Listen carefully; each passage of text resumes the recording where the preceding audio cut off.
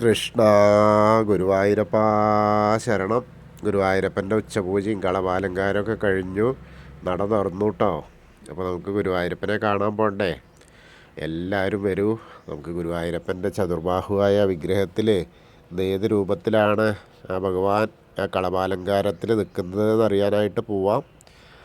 ആദ്യം തന്നെ കിഴക്കേ നടയിലുള്ള ആ ഒരു മഞ്ജുളാലിൻ്റെ അവിടെ ഒന്ന് വന്നിട്ട് മഞ്ജുള വാരസ്യാരെയൊക്കെ ഒന്ന് സ്മരിച്ച് ആലിനെ ഒന്ന് പ്രദക്ഷിണം ചെയ്ത് നമുക്ക് വരാം.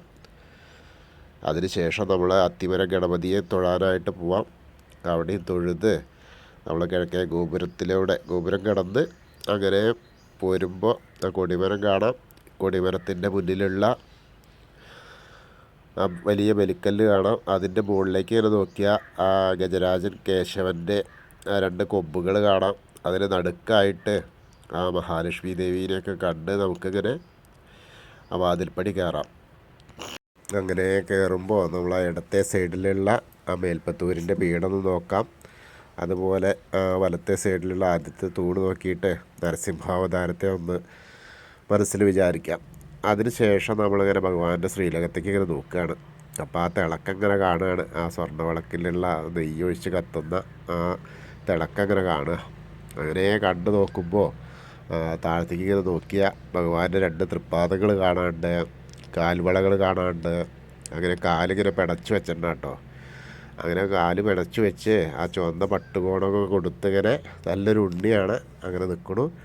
അങ്ങനെ മുകളിലേക്ക് നോക്കിയാൽ അരമണി കിങ്ങിണിയൊക്കെ ചാർത്തിയിട്ടുണ്ട്. അതുപോലെ മുകളിലേക്ക് ഇങ്ങനെ നോക്കി വരുമ്പോൾ ഒരു കഴുത്തിലൊരു വളയം പോലത്തെ മാല, ഒരു മാങ്ങാ മാല, ഒരു പതക്കം പോലത്തെ മാല, പിന്നെ ഒരു ഗോപീതിലകം കൂടി വെച്ചിട്ടുണ്ട്. അങ്ങനെയാണ്.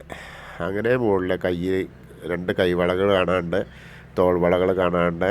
കൈവളകൾ ഇങ്ങനെ നോക്കുമ്പോൾ രണ്ട് കൈ കൊണ്ടും പൊന്നോടക്കോയിൽ ഇങ്ങനെ പിടിച്ചിങ്ങനെ മാറത്തിങ്ങനെ വെച്ചിട്ടാണ് വിളിക്കാൻ തയ്യാറായിട്ട് നിൽക്കുക. വിളിക്കുകയല്ല കേട്ടോ. എന്താ പറയുക, ദ്വാരങ്ങളൊക്കെ ശരിയല്ലേ, അവിടെയൊക്കെ എന്തെങ്കിലും ഉണ്ടോ എന്നൊക്കെ നോക്കുന്ന പോലെയാണ്. ഓടക്കുഴലിങ്ങനെ പരിശോധിക്കുകയാണ്. വിളിക്കാൻ തയ്യാറായിട്ടിങ്ങനെ ഭാവഗായകനായിട്ടിങ്ങനെ അയക്കാൻ തയ്യാറായിട്ട് നിൽക്കുകയാണ്.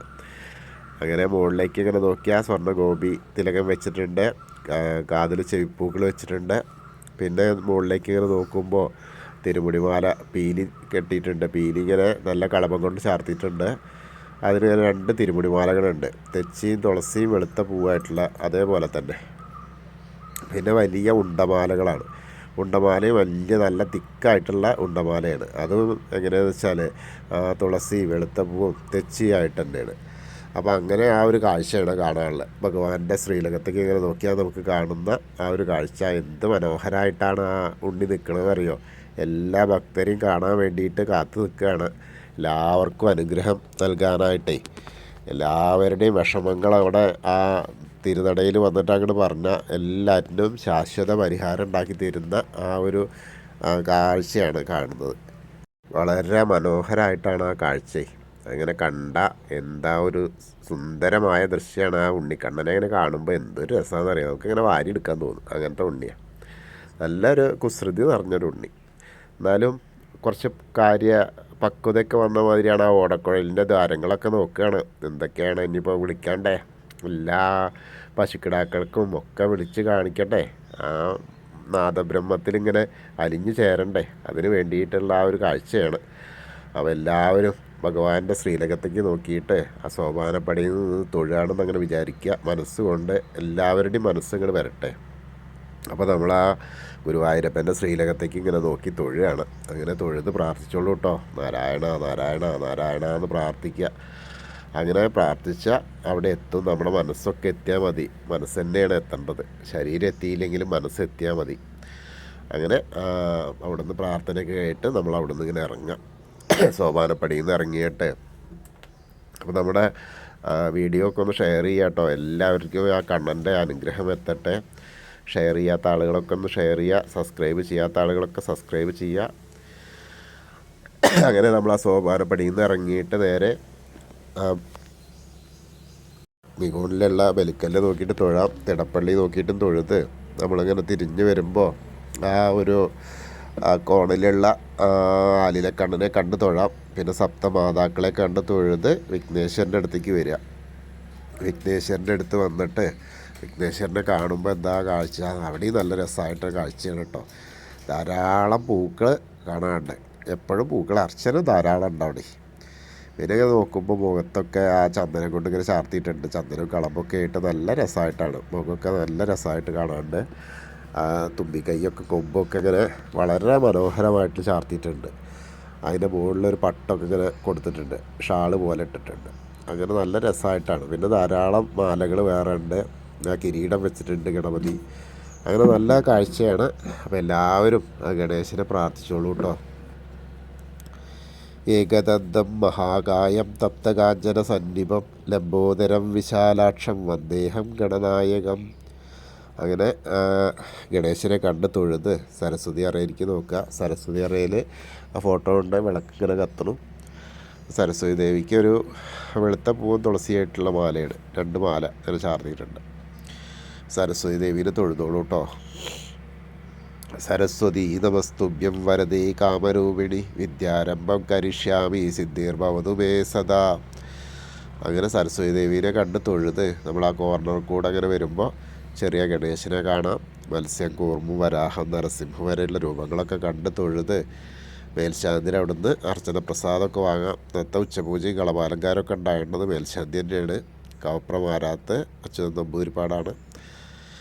അപ്പോൾ അങ്ങനെ ഇനിയിപ്പോൾ അദ്ദേഹത്തിൻ്റെയും എന്താ പറയുക, ഈ പ്രാവശ്യത്തേക്ക് കഴിയാറായി തുടങ്ങി. ഇനി അടുത്ത പുതിയ മേൽശാന്തി വരാറായി തുടങ്ങി. അങ്ങനെ ഒക്കെ മാറ്റങ്ങളങ്ങനെ വരികയല്ലേ. എന്ത് ഗുരുവായൂരപ്പൻ്റെ 6 മാസം കിട്ടുമ്പോൾ അതൊരു വലിയ ഭാഗ്യമാണ്, ജീവിതത്തിലെ ഏറ്റവും വലിയ ഭാഗ്യം എന്ന് പറയാം. ഗുരുവായൂരപ്പൻ്റെ മേൽശാന്തിയായിട്ട് അല്ലെങ്കിൽ ഗുരുവായൂരപ്പൻ്റെ സമക്ഷത്തിൽ നിൽക്കാൻ കഴിയുന്ന 6 മാസമൊക്കെ ഏറ്റവും മഹത്തായ മാസമാണ്. അപ്പോൾ അദ്ദേഹത്തിൻ്റെ കയ്യിൽ നിന്ന് പ്രസാദമൊക്കെ വാങ്ങിയിട്ട് പിന്നെ നമ്മൾ ആ വാമനാവതാരവും ഗജേന്ദ്രമോക്ഷവും ഗരുഡാരൂഢനായിരിക്കുന്ന മഹാവിഷ്ണുവിനെയൊക്കെ കണ്ട് തൊഴുത് അനന്തപത്മനാഭൻ്റെ അടുത്തേക്ക് വരിക. അനന്തപത്മനാഭൻ്റെ അവിടെ വരുമ്പോൾ നല്ല രസമായിട്ട് ധാരാളം പൂക്കൾ, മാലകൾ ഇങ്ങനെ അലങ്കരിച്ചിട്ടുണ്ട്. മുകളിൽ വിധാനമായിട്ട് തുളസി, താമരയൊക്കെ ഉണ്ട്. അതേപോലെ വെളുത്ത മുല്ലപ്പൂവുണ്ട്. അതേപോലെ തന്നെ താമരയൊക്കെ ആയിട്ടാണ് ഇന്നത്തെ അലങ്കാരം അവിടെ. അപ്പോൾ അവിടെ തൊഴുത് നമ്മൾ ശ്രീകോവിലിൻ്റെ പുറകുവശത്ത് വന്ന് സാഷ്ടാംഗം നമസ്കരിക്കുക. നമസ്കാരമൊക്കെ കഴിഞ്ഞ് നേരെ വരുമ്പോൾ ബാക്കിയുള്ള ദശാവതാര വിഗ്രഹങ്ങളൊക്കെ കാണാം. അതൊക്കെ കണ്ട് തൊഴുത് കണ്ണനെ മുരുകനെയൊക്കെ കണ്ട് തൊഴാം. പിന്നെ ഹനുമാൻ സ്വാമിയുടെ അടുത്ത് വരുമ്പോൾ എത്തുമ്പോൾ മാലകളൊന്നുമില്ല, കുങ്കുമം ഒരു ലേശം മാത്രം ഉണ്ട് കേട്ടോ. ഹനുമാൻ സ്വാമിയെ പ്രാർത്ഥിക്കുക, എല്ലാവരും പ്രാർത്ഥിച്ചോളൂ. തോമസ്മിൻ കാര്യനിര്യാഗേ പ്രമാണം ഹരിസത്തമ ഹനുമാൻ യജ്ഞമാസ്തായ ദുഃഖക്ഷയകരോ ഭവ മനോജമം മാരുതതുല്യവേഗം ജിതേന്ദ്രിയം ബുദ്ധിമതാം വരിഷ്ഠം വാതാത്മജം വാനരയൂതമുഖ്യം ശ്രീരാമദൂതം ശിരസാ നമാമി. ബുദ്ധിർബലം യശോധൈര്യം നിർഭയത്വം അലോകത അജാഡ്യം വാക്പടുത്തം ഹനുമസ്മരണാത് ഭവേത്. ഓം നമോ ഭഗവതേ ആഞ്ജനേയായ മഹാബലായ സ്വാഹ. ഹനുമാൻ സ്വാമിയെ കണ്ട് തൊഴുത് ആ രാധാകൃഷ്ണ വിഗ്രഹം, കാളിയമർദ്ദന രൂപം, വെണ്ണക്കണ്ണനെയൊക്കെ കണ്ട് തൊഴുത് ഓവിൻ്റെ അവിടെ ഒന്ന് പ്രാർത്ഥിക്കുക. അതിനുശേഷം ആ താമരക്കണ്ണനെ, കൽപ്പവൃക്ഷത്തിൻ്റെ ചുവട്ടിലിരിക്കുന്ന താമരക്കണ്ണനെ കണ്ട് തൊഴാം. പടിഞ്ഞാറ് ഭാഗത്തേക്ക് നോക്കിയാൽ, പിന്നെ അവിടുന്ന് നമ്മൾ കിഴക്ക് വശത്തേക്ക് നോക്കിയാൽ, മുകളിലേക്ക് നോക്കിയാൽ കൊടിമരം നോക്കി തൊഴാം. പിന്നെ അങ്ങനെ മണിക്കിണറും ആ നൃത്താറയൊക്കെ കണ്ട് തൊഴുത് കുറൂരമ്മേരി, നാരദരി, വസുദേവരെയൊക്കെ കണ്ട് തൊഴുത് ഇങ്ങനെ വരിക. അങ്ങനെ വന്ന് നേരെ ആ വടക്കേ നടയിൽ കൂടെ പുറത്ത് വന്ന് പ്രസാദ കൗണ്ടറിൻ്റെ അവിടെ നിന്ന് ചന്ദനവും തീർത്തൊക്കെ വാങ്ങാം. അതൊക്കെ വാങ്ങിയിട്ട് നേരെ അമ്മേനെ കാണാൻ, ഭഗവതീനെ, ഇടത്തരികത്തുകാവിലെ ഭഗവതിയെ കാണാനായിട്ട് വരിക. ഭഗവതിയുടെ അവിടെ വരുമ്പോൾ ഇങ്ങനെ നോക്കുക. അങ്ങനെ നോക്കുമ്പോൾ ആ ചുവന്ന പട്ടൊക്കെ ഉടുപ്പിച്ച് നല്ല രസമായിട്ടുണ്ട് കേട്ടോ. മുഖമൊക്കെ നന്നായിട്ട് അലങ്കരിച്ചിട്ടുണ്ട്. മുഖത്തൊക്കെ ഇങ്ങനെ ചന്ദനം കൊണ്ട് ചാർത്തിയിട്ട് നല്ല കണ്ണൊക്കെ എഴുതി വാലൊക്കെ ഇട്ട് നല്ലൊരു സുന്ദരിയായിട്ടാണ് ഇരിക്കുന്നത് കേട്ടോ. നല്ല വലിയ ചുവന്ന പൊട്ടുടിപ്പിച്ചിട്ടുണ്ട്, ചുവന്ന പട്ടിടിപ്പിച്ചിട്ടുണ്ട്, അതേപോലെ ചുവന്ന മാല ഉണ്ട്. നല്ല രസമായിട്ടാണ്. പിന്നെ ധാരാളം അർച്ചനപ്പൂക്കളുണ്ട്, പുറകു വശത്തും ഉണ്ട്. ഇതേപോലെ കിരീടമൊക്കെ വെച്ചിട്ടുണ്ട്. നല്ല രസമായിട്ടാണ് കാണാൻ. അപ്പോൾ എല്ലാവരും അമ്മയെ പ്രാർത്ഥിച്ചോളൂ കേട്ടോ. സർവമംഗളമംഗല്യേ ശിവേ സർവാർത്ഥസാധികേ ശരണ്യേ ത്രയംബകേ ഗൗരി നാരായണി നമസ്തുതേ. അങ്ങനെ അവിടെ തൊഴുത് വരുമ്പോൾ ആ കോർണറിലെത്തിയിട്ട് തിരിഞ്ഞു നിന്ന് മമ്മിയൂരപ്പനെ, മമ്മിയൂർ പോകുന്ന പോലെ സങ്കല്പിച്ച് നമശിവായ നമശിവായ നമശിവായ എന്നുള്ള പഞ്ചാക്ഷരി മന്ത്രം ജപിക്കുക, മമ്മിയൂരപ്പനെ മനസ്സിൽ വിചാരിക്കുക. അപ്പോൾ അവിടെ നമ്മൾ പോയി ദർശനം കിട്ടിയ ആ പ്രതീതിയാവും. പിന്നീട് നമ്മൾ കൊടിമരത്തിൻ്റെ അവിടെ വന്ന് ഒരിക്കൽ കൂടി ആ വേണു ഊതാൻ തയ്യാറായി നിൽക്കുന്ന മുരളീധരനെ കണ്ടു തൊഴാം. അങ്ങനെ തൊഴുത് നമ്മൾ കൂത്തമ്പലത്തിൻ്റെ അവിടെ വരിക. കൂത്തമ്പലത്തിൻ്റെ അവിടെ വന്നിട്ട് അവിടെ നമസ്കരിക്കുക. പിന്നെ അയ്യപ്പസ്വാമിയുടെ അടുത്തേക്ക് വരിക. അയ്യപ്പസ്വാമിയുടെ അടുത്ത് വന്നാൽ അവിടെ കിരീടമൊക്കെ വെച്ചിട്ടുണ്ട്. മുഖമൊക്കെ നന്നായിട്ട് ആ കളമം കൊണ്ട് ഇങ്ങനെ ചാർത്തിയിട്ടുണ്ട്. നല്ല വലിയ ആ കാശുമാല ചാർത്തിയിട്ടുണ്ട്. അതേപോലെ തന്നെ കാതിലിങ്ങനെ ഗോപി തിലകം പോലത്തെ തിലക വെച്ചിട്ടുണ്ട്. പിന്നെ നേരെ നല്ല ആ പാവ കൊണ്ട് ഉടുപ്പിച്ചിട്ടുണ്ട്. അങ്ങനെയാണ്. പിന്നെ ധാരാളം പൂക്കളുണ്ട്. അപ്പോൾ അയ്യപ്പസ്വാമിയെ പ്രാർത്ഥിച്ചോളൂ കേട്ടോ. ഭൂതനാഥ സദാനന്ദ സർവഭൂതദയാപര രക്ഷ രക്ഷ മഹാബാഹോ ശാസ്തേ സ്തുഭ്യം നമോ നമ. അങ്ങനെ അവിടെ തൊഴുത് നമ്മൾ വരുമ്പോൾ പടിഞ്ഞാറ നടയിലുള്ള ദീപസ്തംഭത്തിൻ്റെ മുകളിലുള്ള വേണുഗോപാലിനെ കണ്ട് തൊഴാം. കൊടിമരത്തിൻ്റെ മുകളിലുള്ള ഗരുഡധ്വജനെയും കണ്ട് തൊഴുത് പടിഞ്ഞാറ നടയിൽ കൂടെ പുറത്തേക്ക് വന്ന് നമ്മൾ ആ രുദ്രതീർത്ഥക്കുളത്തെ പ്രദക്ഷിണം ചെയ്യാൻ വരിക. അങ്ങനെ പ്രദക്ഷിണം ചെയ്യുമ്പോൾ ആ നടുക്കുള്ള കാളികാമർദ്ദന രൂപത്തെ ഒന്ന് കാണാം. പിന്നീട് നമ്മളിങ്ങനെ അന്നലക്ഷ്മി ഹാളിൻ്റെ അപ്പുറത്തുള്ള ഒരു നാരായണാലയത്തിൽ പോയിട്ട് അവിടുത്തെ ഭക്തരെ ഇരുന്ന് എന്താ പറയുക ഭജന പാടണമൊക്കെ കാണാം. അങ്ങനെ പൂന്താന തിരുമേനി പൂജിച്ചിരുന്ന കൃഷ്ണവിഗ്രഹം കണ്ട് തൊഴാം. അങ്ങനെ തൊഴുത് ഭഗവതിയുടെ അവിടെ വരാം. പിന്നെ അവിടെ നിന്ന് തൊഴുത് നേരെ കിഴക്കേ നടയിലുള്ള വലിയ ദീപസ്തംഭത്തിൻ്റെ അവിടെ വന്ന് വീണ്ടും ഭഗവാന്റെ ശ്രീലകത്തേക്ക് നോക്കി തൊഴാം. അങ്ങനെ തൊഴുത് നമ്മൾ തെക്കേ നടയിലേക്ക് വരുമ്പോൾ ആ കൂവളത്തെ ഒന്ന് പ്രദക്ഷിണം ചെയ്യുക. പ്രദക്ഷിണം ചെയ്യുമ്പോൾ മഹാദേവനും പാർവതീ ദേവീനെയും ഒക്കെ മനസ്സിൽ വിചാരിക്കുക. അപ്പോൾ അവരുടെയും കൂടി അനുഗ്രഹം നമ്മളിലേക്ക് എത്തും. അപ്പോൾ നമ്മൾ ഇന്നത്തെയും ഗുരുവായൂരപ്പൻ്റെ ഉച്ചപൂജയും കളവാലങ്കാരമൊക്കെ കണ്ടു തൊഴുതു. എല്ലാവർക്കും ആ ഗുരുവായൂരപ്പൻ്റെ അനുഗ്രഹം ലഭിക്കും. കൃഷ്ണായ വാസുദേവായ ഹരയേ പരമാത്മനെ പ്രണതക്ലേശനാശായ ഗോവിന്ദായ നമോ നമ. അതുപോലെ നമ്മളോട് പ്രാർത്ഥിക്കാൻ പറഞ്ഞവർക്കെല്ലാവർക്കും നമ്മുടെ ഗ്രൂപ്പിലുള്ള എല്ലാവർക്കും അവരവരെ ആവശ്യങ്ങളൊക്കെ നിറവേറ്റി തരാൻ നമുക്ക് ഗുരുവായൂരപ്പനോട് പ്രാർത്ഥിക്കാം. ഇനി നമുക്ക് ചെറിയൊരു കഥ കൂടി. ഇന്ന് നമ്മൾ പറയുന്നത് മുരുകൻ്റെ ഭാര്യയായ ദേവസേനയുടെ കഥയാണ്. മഹാഭാരതത്തിലെ വനപർവ്വതത്തിൽ ആ കഥ കാണാം.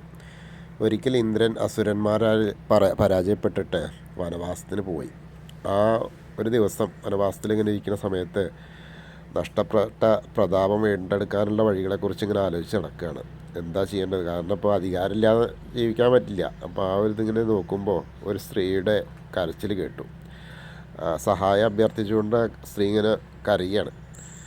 അപ്പോൾ ഒരു അസുരൻ ഈ സ്ത്രീയെ, അതായത് കെസിൻ എന്ന അസുരൻ സ്ത്രീയെ ബലമായി തട്ടിക്കൊണ്ടുപോവാണ്, പിടിച്ചു വലിച്ചു കൊണ്ടുപോവാണ്. അപ്പോൾ ഇന്ദ്രൻ അത് കണ്ടു. ഇന്ദ്രൻ രാക്ഷസനോട് വിട്ടയക്കാൻ പറഞ്ഞു. അതായത് ആ സ്ത്രീയെ വിട്ടയക്കാൻ ആവശ്യപ്പെട്ടു. പക്ഷെ ആൾ വഴങ്ങിയില്ല. ആ അവസരത്തിൽ ആ അസുരൻ തൻ്റെ കയ്യിലുള്ള ഗദ നേരെ ഇന്ദ്രൻ്റെ മേലേക്ക് എറിഞ്ഞു. അപ്പോൾ ഇന്ദ്രൻ്റെ മേലേക്ക് എറിഞ്ഞാൽ അവരുടെയൊക്കെ ഗദ എന്ന് പറഞ്ഞാൽ അത്യാവശ്യം വലിപ്പം ഇതൊക്കെ ഉണ്ടേ, അതങ്ങനെ കൊണ്ടാ കഴിഞ്ഞു. പക്ഷേ അപ്പോൾ ഇന്ദ്രൻ എന്താ കാട്ടി വെച്ചാൽ തൻ്റെ ആ വജ്രത്താൽ ആ ഗദ വെട്ടി അസുരനെ തുരത്തി. അങ്ങനെ സ്ത്രീയെ അവിടുന്ന് താൽക്കാലികമായിട്ട് രക്ഷപ്പെടുത്തു. അങ്ങനെ രക്ഷപ്പെടുത്തിയ സമയത്ത് ആരാണ് എന്താണ് ചോദിക്കുകയാണ്. അപ്പോൾ അവർ പറയുകയാണ്, ഞാൻ ദേവസേനയാണ്. ദേവസേന എന്ന് പറഞ്ഞാൽ ധർമ്മത്തെ പിന്തുടരുന്ന സൈന്യത്തിൻ്റെ ശക്തിയെ പ്രതികരിക്കുന്ന ആളാണ്. എനിക്കൊരു സഹോദരി കൂടി ഉണ്ടായിരുന്നു. അതിൻ്റെ പേര് ദൈത്യസേനയാണ്. അവൾ അസുരന്മാരുടെ അധർമ്മത്തെ പിന്തുടരുന്നവരുടെ സൈന്യത്തിൻ്റെ ശക്തിയായിട്ട് അവതരിച്ചിട്ടുണ്ട്. അവരേനെ വേറൊരു അസുരൻ കല്യാണം കഴിച്ചു.